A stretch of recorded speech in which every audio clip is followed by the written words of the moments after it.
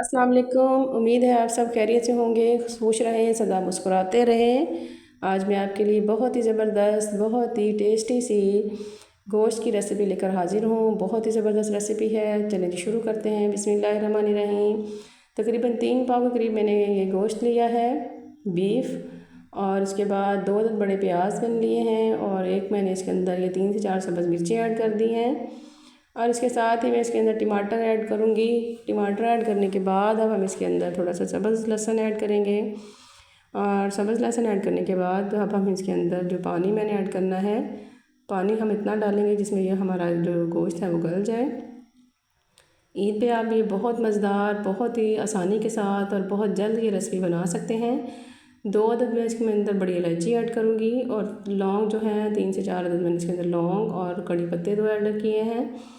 अब इसको ढकना लगा के हमने हल्की फ्लेम पे इनको पकाना है, और जब ये गल जाएगा तो ये देखिए हमारा गल चुका है। इसके अंदर अब मैंने ये मटर ऐड कर देने हैं। मटर ऐड करेंगे हम इसके अंदर, और मटर ऐड करने के बाद हम थोड़ा सा इसको फ्राई करेंगे, और इसको फ्राई करने के साथ हम इसमें स्पाइसेस ऐड कर देंगे। आप इस तरह से एक दफ़ा गोश्त बना कर देखें, ये बहुत ही टेस्टी, बहुत ही ज़बरदस्त और बहुत ही मज़ेदार ये रेसिपी बनकर तैयार होती है। और स्पाइसेस में इसके अंदर लाल मिर्च ऐड करूँगी। लाल मिर्च ऐड करने के बाद अब हम इसके अंदर ऐड करेंगे नमक। नमक आपने हस्ब ज़रूरत ऐड करना है, और नमक डालने के बाद अब इसके अंदर मैं थोड़ी सी हल्दी ऐड कर दूँगी। ये देखिए जी, मैंने हल्दी ऐड करके अब हम इसको अच्छी तरह से मिक्स करेंगे, और थोड़ी देर के लिए हम भूनेंगे। जैसे ही थोड़ा भुनेगा तो इसके अंदर हम अब ऑयल डालेंगे। ऑयल, ये देखिए जी, ये मैंने इसके अंदर ऑयल डाल दिया है। ऑयल डालकर हमने थोड़ी देर भुना है, और अब इसके अंदर मैंने दही ऐड कर देना है। तकरीबन 1 प्याली फेंटा हुआ दही है, इसको मैंने अच्छी तरह से फेंट लिया है, ये देखें। और ये हम प्याली को अच्छी तरह से साफ़ कर देंगे, तो और इसको हमने अच्छी तरह से इसकी भुनाई करनी है। आप इस तरह एक दफ़ा गोश्त बनाएं, बहुत ही टेस्टी और बहुत ही यमी रेसिपी बनती है। और ईद के हवाले से अगर आप इसको बनाकर खाएंगे तो बहुत ही आपको ये फ़ायदा देगी, क्योंकि मैंने इसको सब्ज़ी के साथ बनाया है। और आप मेरे चैनल को लाइक करें, सब्सक्राइब करें और शेयर करें, और वीडियो को एंड तक लाजमी देखेगा। अब हमने इसकी भुनाई करनी है। ये देखें जी, ये अब इन्हें तकरीबन ऑयल छोड़ना शुरू कर दिया है। अब इसके अंदर ये देखें, इसको हमने भूनना है अच्छी तरह से। स्पैचुला की मदद से आप इसको अच्छी तरह भूनते जाएं, और ये देखें जी, कितना खूबसूरत इसका लुक नज़र आ रहा है। ऑयल इसने छोड़ना शुरू कर दिया है। अब इसके अंदर हमने नेक्स्ट थोड़ा सा मैं इसके अंदर ऐड करूँगी। ये देखें जी, ये तकरीबन हाफ़ चाय की चम्मच अदरक पाउडर और लहसुन पाउडर था, हाफ़ चम्मच। इसको डाल के हम भुनेंगे थोड़ी देर, और इसके बाद जो हमने लास्ट में हमने इसमें स्पाइसेस जो ऐड करने हैं 2, वो धनिया पाउडर इसका पिसा हुआ, और इसके बाद कसूरी मेथी। ये देखें हमारा गोश्त तकरीबन भुन चुका है, कलर इसका कितना खूबसूरत रेड सा आ चुका है।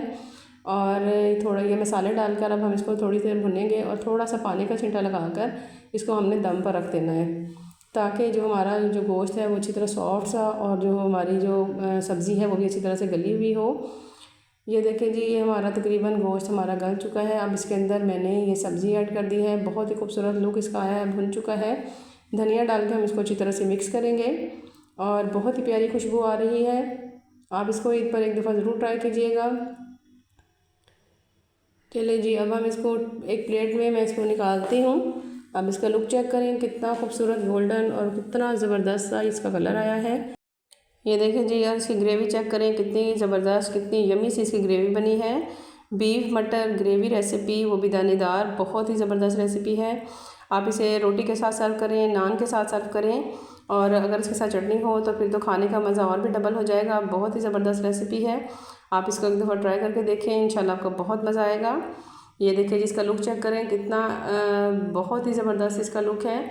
और जितना आप जो बीफ है इसकी भुनाई आप करेंगे, ये उतना ही टेस्टी और उतना ही मज़ेदार ये गोश्त हमारा बनेगा। और ईद पर ख़ासकर आप इसको एक दफ़ा ज़रूर ट्राई करके देखें, इंशाल्लाह आपको मेरी ये रेसिपी बहुत पसंद आएगी। और एक ज़ायकेदार अगर रेसिपी आप ट्राई करना चाहते हैं तो आप इसे एक दफ़ा ज़रूर कीजिएगा। इंशाल्लाह फिर मिलेंगे। अल्लाह हाफिज़।